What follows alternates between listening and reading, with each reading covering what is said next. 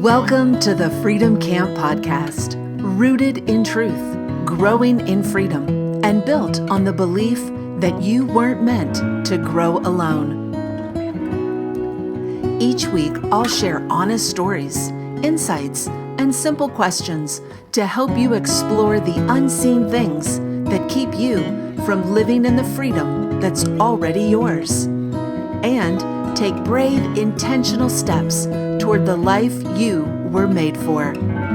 This is your space to reconnect with your authentic self and grow in freedom on purpose.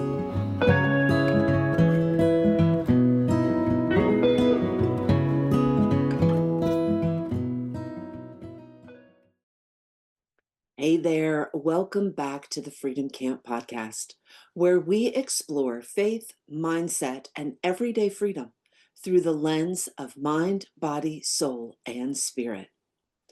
This week in Freedom Camp, we began talking about the atmosphere, like how to set an atmosphere for Thanksgiving, maybe a family gathering coming up, or even a project. But the truth is that wherever you go, as Dr. Seuss aptly put, there you are. And ultimately, the atmosphere that we set starts with us. Jesus didn't spend the Last Supper worried about what was on the menu. He actually spent his time and focus on himself, on how he was showing up, on his connection to God, on truth, and on helping others to feel seen and loved and grounded in that truth. So today we're going to explore what it means to host ourselves well, to set the atmosphere of our inner world before we ever walk into a room, an event, or even start that project.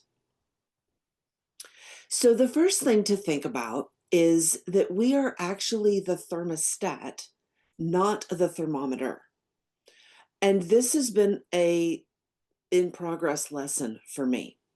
I tend to be someone who very quickly recognizes the atmosphere, the energy of a space, whether it is friendly, warm, anxious, cold, peaceful, hurried, whatever it is, I'm going to feel it. And the power comes in when I am able to feel it and recognize it, but not absorb it. And even more power, meaning power of freedom, comes when I'm able to help set it. So most of my childhood, 20s, etc., was me noticing the energy somewhere else and then realizing, oh, well, now I'm feeling like I've taken on whatever that energy was. And not only that, but also then like taking on managing other people's feelings. So when I have been growing out of this, what I've been learning is, well, first it was like a shield, like, I'm not going to observe anything. And then that didn't really work. So then it was like, okay, I can observe, but I'm not going to take it on. And then that didn't really work because I didn't have a plan or I didn't know how to do that. It was like, if I decided, for example, that I wanted something to feel light and fun, and I was with someone who wasn't feeling light and fun, well, now my whole thing was shattered because they weren't like playing along. They weren't vibing with me. And what we're going to explore today is, first of all, what do we want our vibe to be? And second of all, what do we do if someone else isn't vibing with us? And how do we handle that? And how do we handle it with grace towards them and grace towards ourselves? So the first place to start is a question. What is the atmosphere that you bring into most spaces right now? Meaning, when you walk into a space, whether you're physically there or not, you could be virtually there, you could pick up a phone, you could send a text, and your vibe is still coming through. What's the atmosphere that you're bringing? Maybe you're peaceful. Maybe you're pressured, distracted. Maybe you're grounded and loving. So then we want to think of how we are hosting ourselves. Once you've got an idea of how you are showing up, we want to think about how we serve ourselves. Like wherever we go, we are always there. So, in a sense, we're always hosting ourselves. You wake up in the morning, it's you. It's your mindset, it's your vibe, it's your energy that you have to claw your way through, or just, float out of bed into your day, depending on what that atmosphere is. And I'm being, sarcastic. I don't know that any of us float out of bed. Perhaps you do. More power to you. Please put in the comments how you do that. The point is thinking about, often it's external, it's everything around us. Well, what are we going to have? And what's the table going to look like? And or what's the project going to be like? Or not so much how are we showing up before anything, before we eat a thing, before someone even, just even as you're opening the door. How do you want to present yourself, and how do you want to notice your own thoughts, your own needs, your own emotions? And what if you welcomed those as an honored guest? That was a new one for me. If someone else is having a hard day, I am usually more than happy to hear about it, honor it, like let's give it its due, so to speak. What about when I'm having a hard day?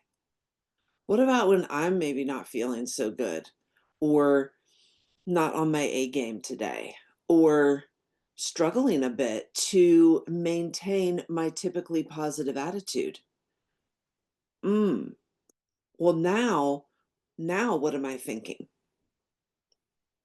Now, am I giving myself grace? Am I getting curious? Am I asking myself, like, oh, well, yeah, you didn't really get much sleep last night, and you haven't eaten very well, and you didn't get your walk yesterday. And so that whole kind of a thing, like starting with thinking about how we host ourselves, and thinking about, for example, if the atmosphere that you want to create is peaceful, how are you creating peace in yourself? How are you cultivating peace in yourself? What are the things that work for you? One of the things that has continually spoken to me in the Bible is how often Jesus would go, separate himself from others, and spend time in prayer. And it seems up in the hills and out walking. That's my place.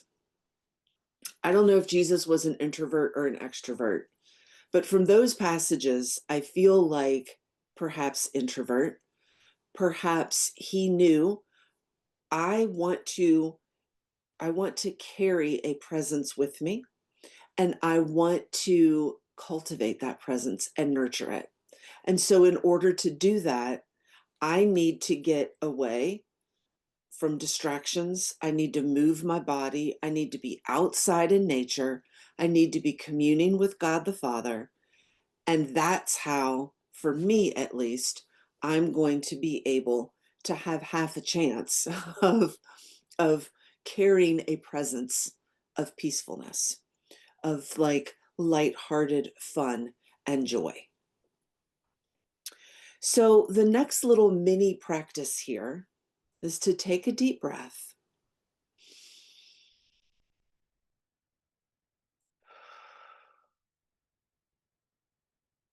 and ask yourself, How do you want to feel during this next season or this event or this project? Whatever it is that's like top of mind to you. Maybe you want to be calm, grateful, joyful, connected. And maybe the way that you want to be is going to be a bit of a challenge when you look at the external circumstances. What choices or habits are going to help you to cultivate that feeling and those thoughts? So remember, we often they're all connected, but often how we think is what impacts how we feel, which is what impacts what we do. So I wanted to do just a little like reminding about Jesus modeling this atmosphere of presence, not performance. I think about the Passover meal, for example. And now, granted, I wasn't there. I only know what's in the Bible and multiple versions of the Bible. But in all of the teachings and the stories about Jesus, it also aligns. Like, I don't think he was micromanaging the tablecloth. I don't think he was really that concerned about what they were going to eat and exactly what kind of wine and what grape did the wine come from and were there fresh flowers on the table.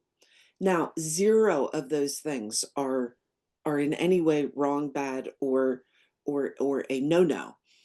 What I'm trying to remind us of is how often, for example, we'll take Thanksgiving coming up soon. Are we focused on what are we having? Who's going to be there? What's the table going to look like? And not on the state of our hearts, the atmosphere that we are bringing into the environment. And how often when we fixate on the food or the is the house clean enough or the gifts, do we miss the heart? Do we miss the real opportunity to go deeper in connecting with the people that are actually there? So a couple little reflection questions. What would it look like to focus more on your presence? Presence, not with the T, not the gift, the you, then the presentation or then the performance. I'm thinking of it in a sports metaphor.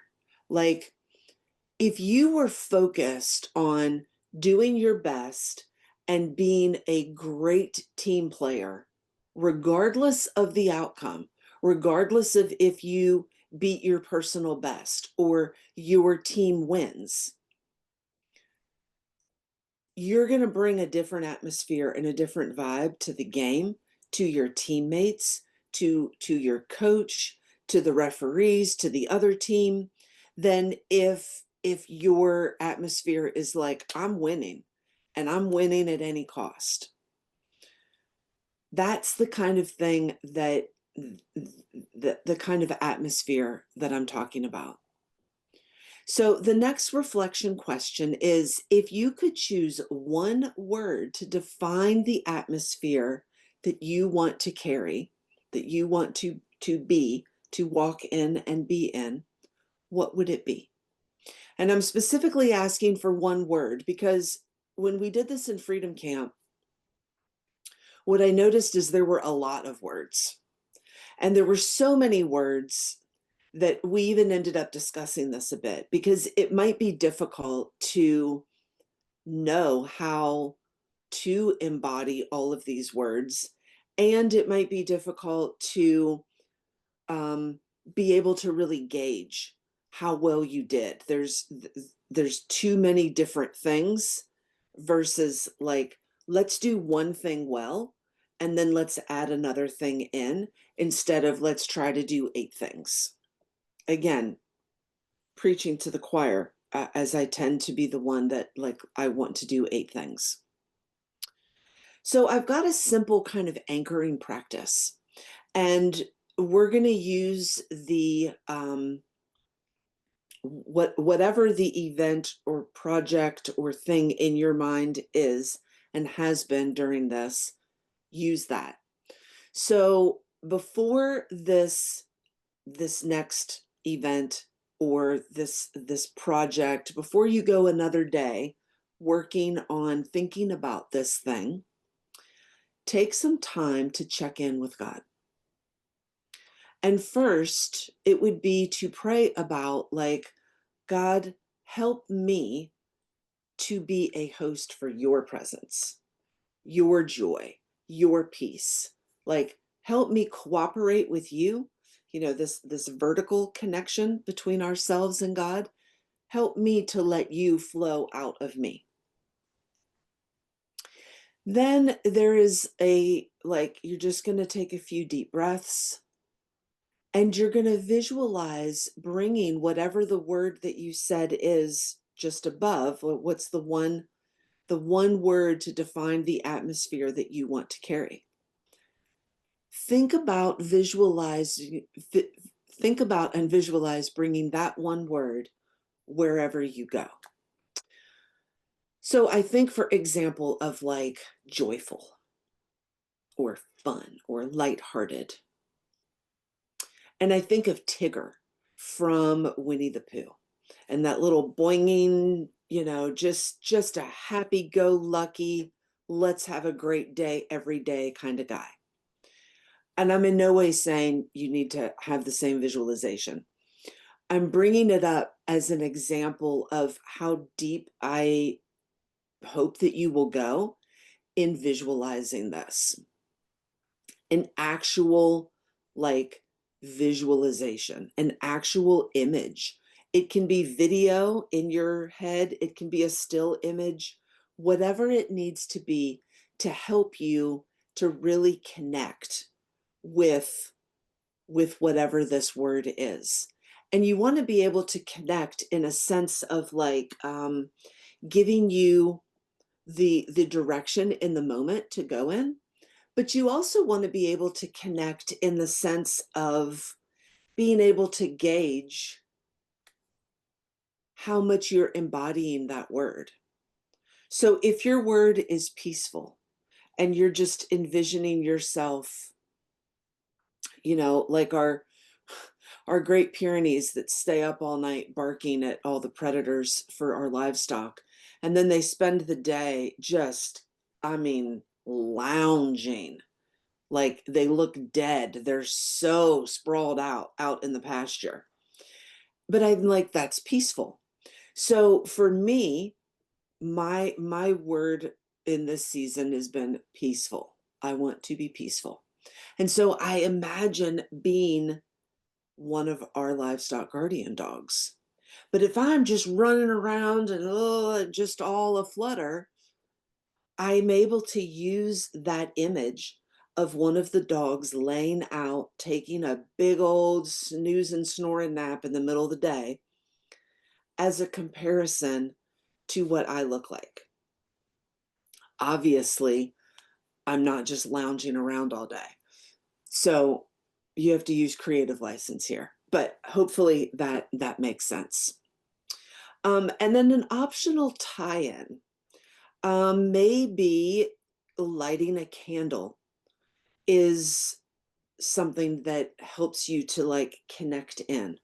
Maybe there is some scripture that you want to speak and decree over yourself. Maybe there is some music that you want to play. Maybe walking around, if it's Thanksgiving, maybe making sure that you get your workout before people come, or go for a walk outside. This is like we are holistic beings. We are mind, body, soul, and spirit. And so this is a way for you to consider connecting all of these in together, because this exercise of hosting ourselves well is really integrating our mind, body, soul, and spirit. So this is a way that you can really combine all of these into one. So to wrap up, a few reminders. You don't have to control the atmosphere in order to influence it. And you don't even have to influence it. Maybe you're in a place, or maybe this event coming up is you're just going to go and you're going to practice not absorbing the prevailing vibe, or even if it's not prevailing, one person's challenging vibe. Maybe though, you are going to actually start growing in influencing the entire atmosphere. Either way, the point is you don't have to control it. And honestly, you can't control it. You can't control what other people do. You can't control what other people think. You can't even control, you could provide the most fun, lighthearted, joyful event ever. And if somebody is an Eeyore that day, well, then they're just going to be an Eeyore that day. And one of the things that I love so much about the Winnie the Pooh books and stories, for the most part, they let themselves be. They just let themselves be. And they did their best to love each other through it. And that would be my wish for each of you listening. Not just that you would let others be and love them through it, that you would let yourself be and love yourself through it as well. That you would not shame yourself if somebody comes in like a wet blanket on your fun campfire s'mores after Thanksgiving dinner event and douses your fire and it doesn't douse your mood a bit. It would be perfectly natural if somebody threw a bucket of water on your campfire that you'd be a little like, thanks, Bob, or whoever. But then also that you would host yourself well, that you would become a place where others can rest, where others can be free to feel what they want to feel, what they need to feel.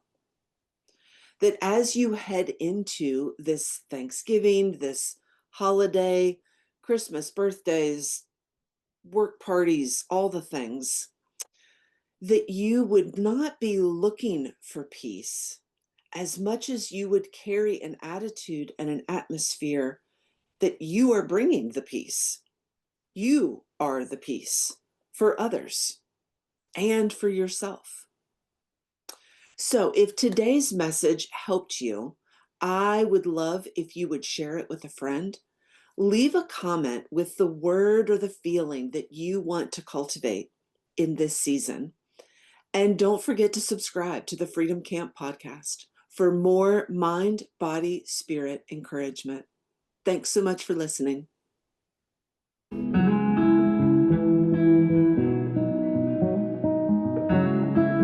Thanks for listening to the Freedom Camp podcast, where we believe freedom is nurtured from within and grows when you tend to it. If this stirred something in you, let it take root this week and see what grows. And if you enjoyed this or found it meaningful, please give the gift of a review, share it with a friend, and leave a comment below. It helps us build this podcast community because we weren't meant to grow alone.